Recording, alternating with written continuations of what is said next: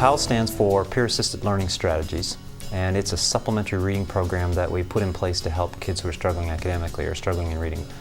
The research on PALS comes primarily from the United States, and in the U.S. PALS is something that is a program that's delivered by the regular classroom teacher in Thunder Bay board and in another board that has used this model. PALS is delivered by the special education teacher. And the kids get it for 40 minutes a day, 4 to 5 days a week, junior kindergarten to grade 3. And what they actually do is involve themselves in activities in pairs directed by the teacher around key reading skills. PALS is a very structured program. The manuals that we receive for PALS are very, very directed. The way we speak in our lessons. It's specific to the point that you have a timer and students are performing certain activities for a specified amount of time. You have this many minutes to do your partner reading and do your retell and all of those different things. So it's very interesting to see something day after day consistently the same thing repeated over and over. That routine is really benefiting a lot of the students in their classrooms. The Thunder Bay Catholic District School Board was looking for a program with a strong research base to prevent reading failure and help identify students at risk. Researchers at Queen's University in Kingston were interested in implementing recommendations in the Education for All report to build capacity in a school board and to change instructional practice. They had a doctoral student who was interested in conducting research on evidence-based teacher collaboration.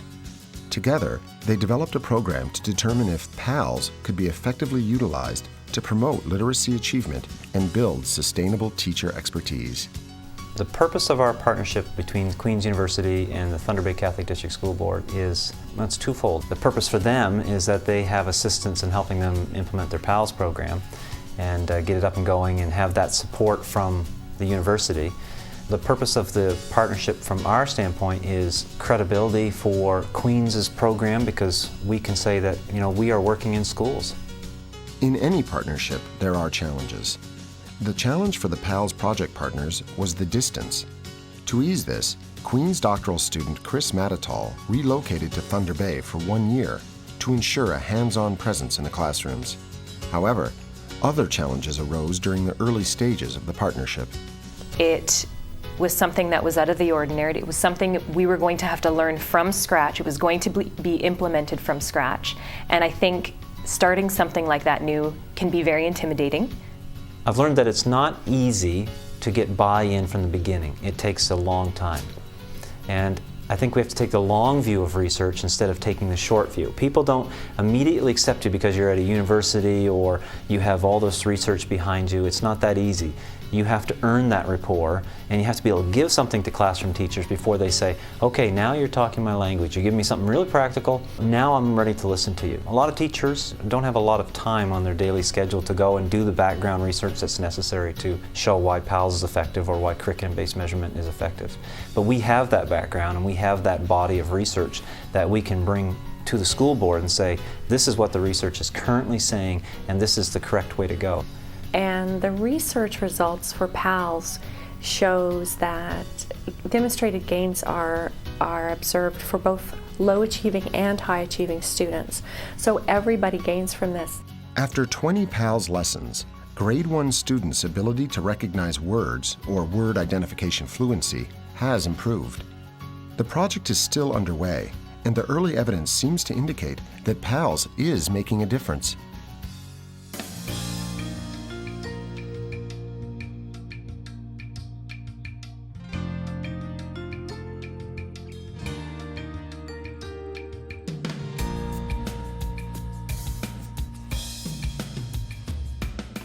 I think the biggest impact that the PALS program has had on me is seeing the results that so many of these students are achieving, and to be able to show those students, in September you were able to read 5 words in 1 minute, and now you can read 67 words in a minute, and just the way they light up, that's such an accomplishment for them.